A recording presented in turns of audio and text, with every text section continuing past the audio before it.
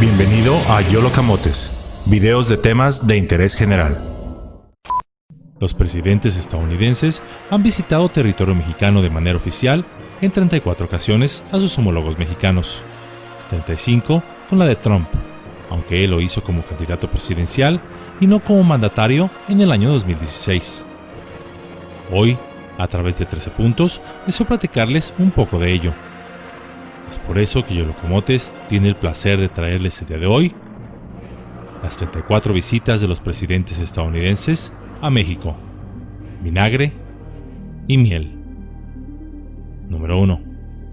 La primera visita oficial de un mandatario estadounidense fue en octubre de 1909, cuando Porfirio Díaz se trasladó a El Paso, Texas, para encontrarse con su homólogo William Howard Taft.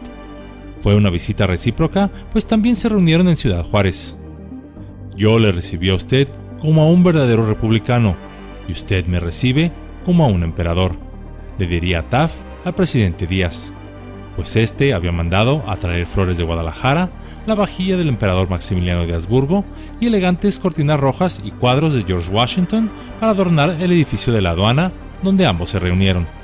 Esta visita desembocaría en la Revolución Mexicana y terminaría con la renuncia del presidente Díaz, pues este se negó a cederle a los Estados Unidos espacio para una base militar en Baja California. La visita sería tan significativa que el presidente Díaz comentó a uno de sus hijos al terminar la reunión: "Vámonos a casa, mi presidencia ha terminado". Número 2. 34 años después, a las 4 de la tarde del 20 de abril de 1943, llegaría Franklin D. Roosevelt para visitar a Manuel Ávila Camacho en la ciudad de Monterrey. Presenciaron ambos un desfile en el Palacio de Gobierno, y Roosevelt comentó que en un futuro cada presidente de ambos países se debería de sentir en libertad para visitar al otro como si se tratara de vecinos que acudían a conversar. Firmaron el convenio El Buen Vecino. En realidad, esta visita no tendría nada de buen vecino, más bien del vecino ventajoso, donde Roosevelt ratificó el compromiso de México de proveerlo de materias primas tales como acero, hierro, caucho, algodón, petróleo, cobre, plomo, zinc, mercurio, así como frutas, verduras, cerveza, etc., de manera exclusiva a los Estados Unidos, y así evitar que México vendiera sus materias primas a otros países que no fueran ellos. Es decir, México se convertiría en el productor y proveedor de lo que los Estados Unidos dispusiera. Esto se llevó a cabo debido a que en ese año México contemplaba vender materias primas a terceros países que podrían a su vez revenderlas a los países del eje, es decir, Alemania, Japón e Italia, con quien los Estados Unidos estaba en guerra. Los Estados Unidos, por su parte, se comprometieron a proveer a México de la más avanzada tecnología agrícola de su época, lo cual quizá sea sorpresas para muchos, pero esto no sucedió. Número 3. Fue Harry S. Truman quien visitó por primera vez la Ciudad de México con carácter presidencial en marzo de 1947. El presidente de México en aquel entonces, Miguel Alemán, buscaba abrir líneas de crédito para poder impulsar la industrialización.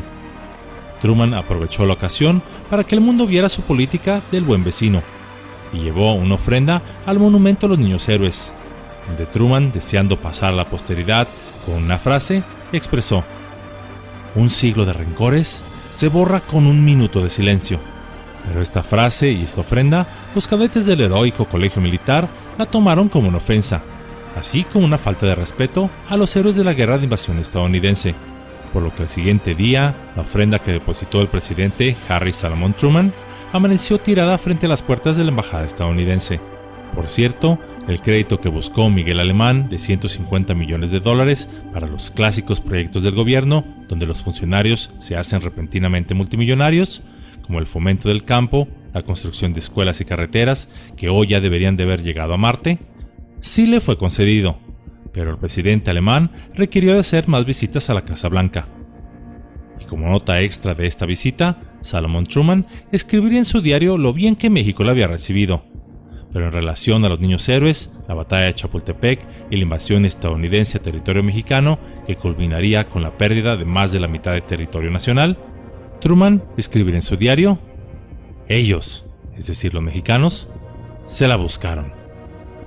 Número 4. Dwight Eisenhower fue recibido por Adolfo Ruiz Cortines en 1953 para inaugurar la presa Falcon, ubicada en el estado de Tamaulipas. Una visita un tanto protocolaria, donde más que nada los Estados Unidos mostraba a México su nuevo papel de superpotencia mundial. En febrero de 1959, Eisenhower acudiría a Acapulco con el presidente López Mateos, donde Eisenhower refrendaría la comercialización del zinc, plomo y café hacia los Estados Unidos de manera preferencial. Una vez más se encontrarían ambos presidentes en Ciudad Acuña en 1960. Número 5. Del 29 de junio al 1 de julio de 1962, John F. Kennedy visitó a Adolfo López Mateos.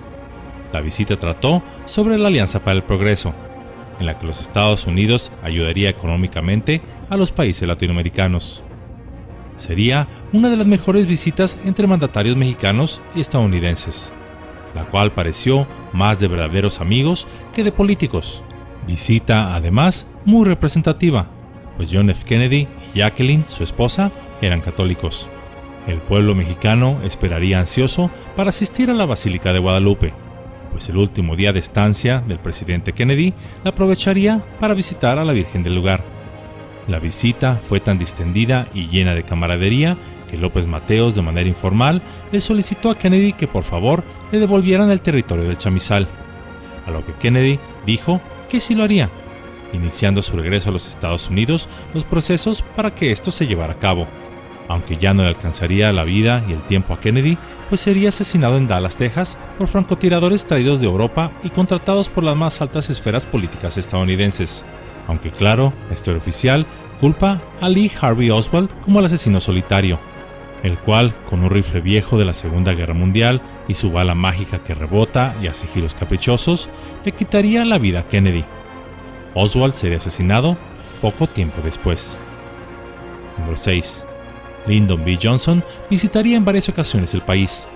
En el año de 1964 se reuniría con el presidente Adolfo López Mateos para ultimar los detalles de la devolución del Chamizal que Kennedy había prometido y entregar simbólicamente esta región. Con el siguiente presidente de México, Gustavo Díaz Ordaz, Johnson mantuvo una relación relativamente buena, aunque Díaz Ordaz llegó a mencionar que a López Mateos le tocó todo un caballero, refiriéndose a su relación con Kennedy, y a mí todo un patán, debido a la actitud grosera que Johnson mostró todo el tiempo hacia Díaz Ordaz. El Chamizal se entregó formalmente en el año de 1968. En el año de 1969, Nixon visitaría Ciudad Acuña en el estado de Coahuila, en donde se inauguraría la Presa de la Amistad, la cual ha causado más conflictos que amistad, debido a las demandas de agua entre México y los Estados Unidos. En agosto de 1970, el presidente Nixon visitaría nuevamente México, específicamente Puerto Vallarta, donde se inaugurarían obras que conectarían a este lugar con el resto del mundo, como lo serían el aeropuerto, la carretera Tepic-Puerto Vallarta y el muelle del Estero, El Salado. Pero para que esto sucediera, primeramente se llevaron a cabo sucesos extraordinarios.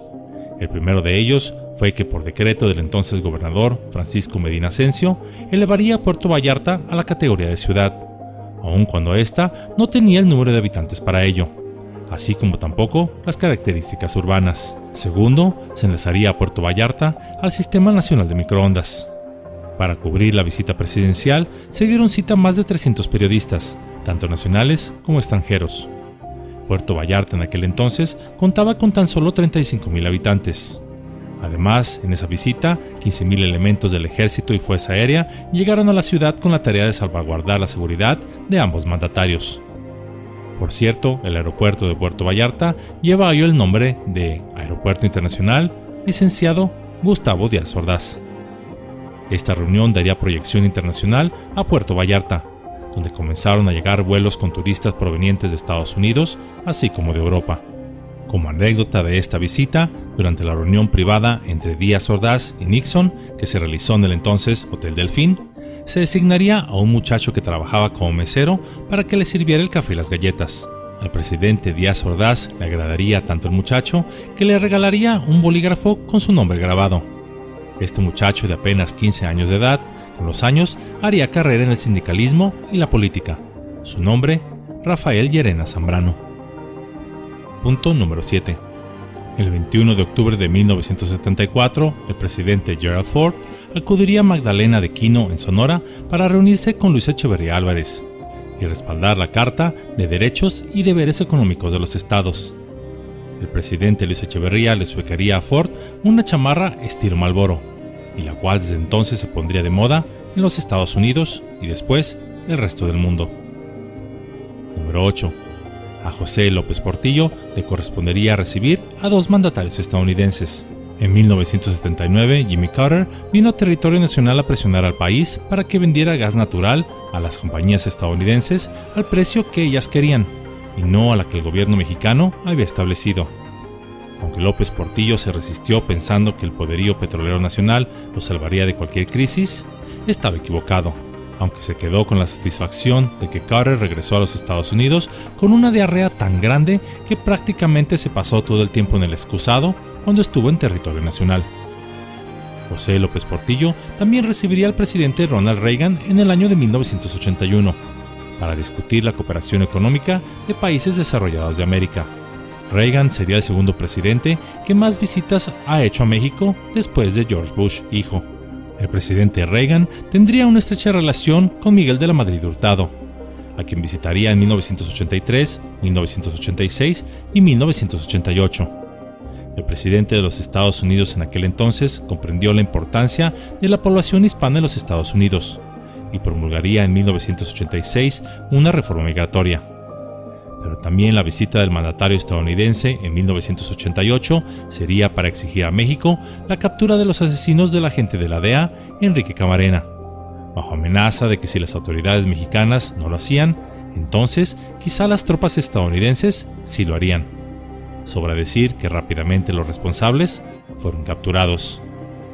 Esta visita además tuvo un objetivo extra, cultural y educativo que pocos conocieron, y esta consistió en modificar los textos de la Secretaría de Educación Pública que enseñaban a los niños mexicanos a ver a los Estados Unidos como a un enemigo, usurpador de la mitad del territorio nacional. El impacto de este acuerdo fue tan grande que muchos escritores que hablaban en contra de los Estados Unidos dejaron repentinamente de hacerlo para ahora hablar a favor de nuestro vecino país del norte. Punto número 9. En noviembre de 1990, George Bush padre sería recibido por Carlos Salinas de Gortari para abordar el Tratado de Libre Comercio que aumentaría las relaciones comerciales con los Estados Unidos. Pero este tratado tendría un efecto secundario negativo, el de la destrucción de la autosuficiencia alimentaria nacional, que hasta ese entonces México tenía. Además, convirtió al país en un maquilador de productos estadounidenses, y encima de ello incrementó la dependencia comercial de México con los Estados Unidos. La reunión se dio en Agualeguas, Nuevo León. En esa reunión, además, el presidente George Bush insinuó a Salinas que si México le daba el petróleo a precios aún más competitivos, es decir, a costo de producción, el gobierno estadounidense estaría dispuesto a trazar un plan migratorio que beneficiaría a los millones de mexicanos que se encontraron indocumentados en los Estados Unidos. Salinas rechazaría la generosa oferta. Punto número 10. Pasarían 7 años para que regresara un presidente estadounidense a México, Bill Clinton. Ernesto Zedillo y su homólogo firmarían un acuerdo para la lucha antinarco, medio ambiente, comercio y vigilancia de las fronteras, donde México se comprometía a servir de policía antidrogas a cambio de recursos financieros para la compra de equipo y entrenamiento para la lucha contra las importaciones de droga a México hacia los Estados Unidos. Inicialmente, el gobierno mexicano se mostraría renuente a recibir recursos cuyo destino estuviera etiquetado por un gobierno extranjero. Pero Clinton le recordaría oportunamente a Zedillo que había rescatado a su gobierno de la crisis financiera dejada por Salinas de Gortari al otorgarle un crédito de $20,000 millones sin el permiso del Congreso estadounidense. Clinton y Zedillo se volverían a reunir en mayo de 1997 en la Ciudad de México. En 1999 tendrían un reencuentro en la ciudad de Mérida. Punto número 11. George W. Bush, hijo, visitaría 6 veces México durante su mandato. Ambos presidentes aparentemente se le llevaban muy bien.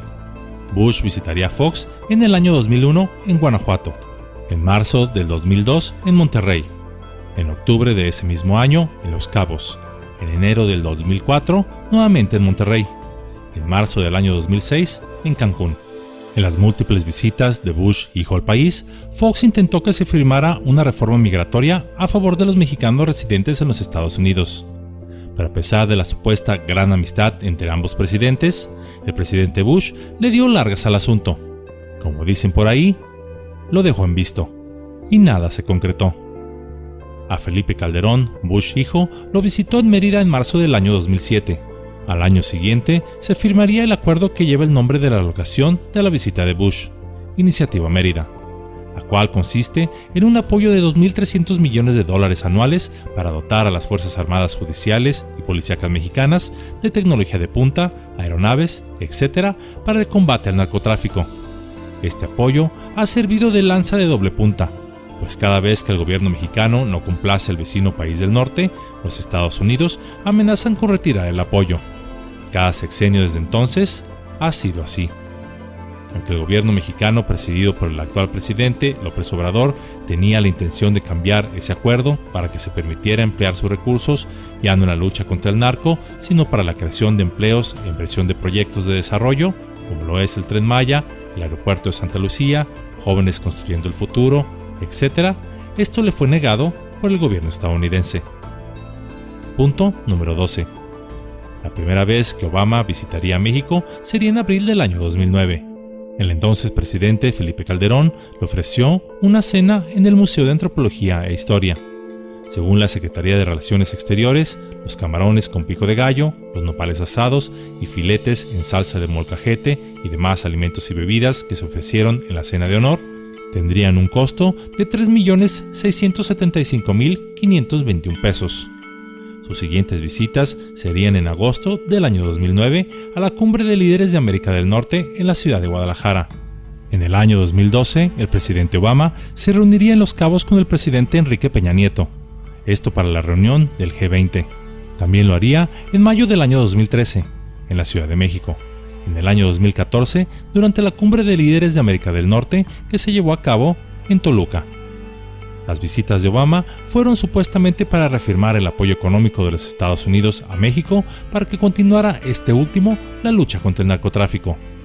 Pero sería durante la administración de Obama que se dio el escándalo de la operación de Rápido y Furioso, donde se importaron ilegalmente al país miles de armas de asalto que terminaron en las manos de los carteles de las drogas en México, bajo el infantil pretexto de que era una operación para ir rastreando las armas para ver a dónde llegaban, y así atrapar a los grandes capos.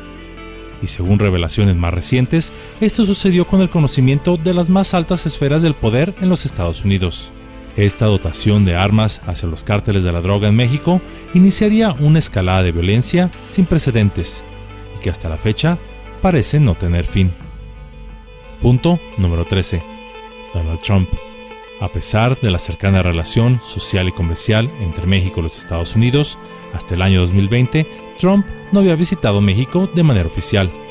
Tan solo lo hizo en el año 2016, pero en calidad de candidato presidencial por el Partido Republicano, para reunirse con el entonces presidente de México, Enrique Peña Nieto, y donde el entonces candidato estadounidense a la presidencia reiteró que México pagaría por el muro fronterizo para detener la inmigración hacia los Estados Unidos, y donde el presidente Peña Nieto, visiblemente molesto, le reiteraría que eso jamás sucedería.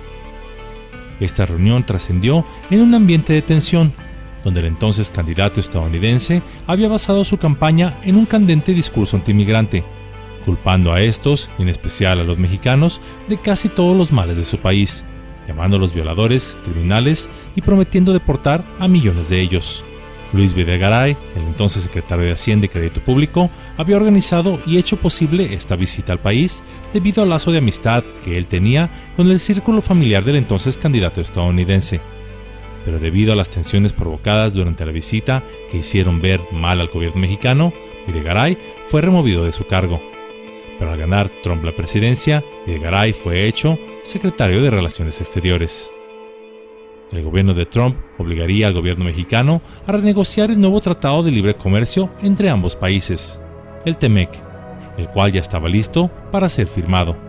Más recientemente, durante el gobierno de Trump, este último amenazó a su homólogo mexicano, el licenciado López Obrador, de que si no hacía algo para detener el influjo de inmigrantes centroamericanos hacia los Estados Unidos a través de México, impondría aranceles progresivos a todos los productos mexicanos, comenzando con el 5% hasta alcanzar el 25%.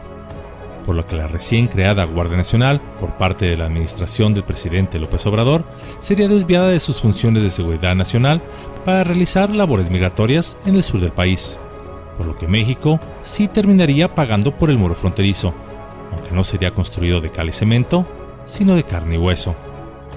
También el gobierno de Trump amagó al gobierno mexicano de declarar a los cárteles mexicanos de la droga como organizaciones terroristas, lo cual significaría que las fuerzas militares estadounidenses estarían autorizadas para llevar a cabo acciones militares encubiertas, con o sin el permiso del gobierno mexicano. Esto para combatir a los capos de la droga en territorio nacional. La respuesta del gobierno mexicano ante esto fue una visita del presidente Obrador a los Estados Unidos, donde, entre otras cosas, se llevaría a cabo una reunión privada entre los dos mandatarios el 8 de julio del año 2020. Y donde se dieron acuerdos que el gobierno mexicano no ha querido develar, e incluso niega que dicha reunión privada haya tenido lugar. Esto nos recuerda a los tratados de Bucareli, los cuales el gobierno mexicano dicen que nunca existieron, pero los hechos demostrarían lo contrario. O cuando el gobierno mexicano negó que existieran acuerdos secretos en el Tratado de Libre Comercio de 1994, y que iban en contra de los intereses nacionales, en especial del agro mexicano. Y que luego dijo, años más tarde, que no eran secretos, sino confidenciales. Quién sabe qué nuevos acuerdos confidenciales o inexistentes aguardan al pueblo mexicano en el futuro. Como pudimos ver, las visitas de los mandatarios estadounidenses a México, aunque diplomáticamente se consideran necesarias, salvo contadas ocasiones, no siempre han resultado benéficas para el país. En casi todas estas, el pueblo de México ha salido perdiendo de una u otra forma. Los mandatarios mexicanos siempre lo han sabido. Si desoyen los consejos o dejan de seguir las luces de nuestro vecino país del norte, repentinamente sus gobiernos sufren crisis económicas. El crimen aumenta y distintas fuerzas políticas o algún caudillo intrépido se alzan repentinamente para derrocarlos, obteniendo armas, dinero y hasta tropas de quién sabe dónde. Por lo que muchos mandatarios mexicanos prefieren callar y obedecer para no perjudicar sus propias posiciones, dedicándose exclusivamente a administrar, lo menos peor, el territorio nacional. Quienes no lo han hecho así, desarman de la nada una revolución mexicana. Muchos sabemos por experiencia de la vida que existen visitantes que cuando arriban a nuestras casas nos alegran e iluminan con su presencia, pero también hay quienes a veces, aún sin siquiera haber arribado, ya queremos que se vayan. México ha recibido a cada mandatario estadounidense con cordialidad y respeto, aun cuando este, en no pocas ocasiones, no ha sido mutuo. Y aunque podría calificarse de sumisión el hacerlo, siempre ha estado en nuestra alma como mexicanos ser respetuosos y amables con quienes nos visitan. Históricamente, México ha sido amable con sus amigos y hasta con sus enemigos. No por nada la hospitalidad mexicana es famosa en el mundo entero. Como opinión personal, creo que las relaciones entre vecinos de cualquier nivel, sean fronterizas o locales, se deben basar en el mutuo respeto, donde estos aporten sus talentos y se auxilien mutuamente, y no en la imposición del más fuerte sobre el más débil, el cual beneficie a solo uno de ellos, pues aún el más fuerte puede llegar a necesitar de la ayuda del más débil. Y aunque este mundo, de manera natural, es básicamente predatorio, donde el fuerte y poderoso se imponen sobre el menos afortunado, no olvidemos que la misma historia nos muestra que no hay dictador, reino, imperio o conquistador que perdure para siempre.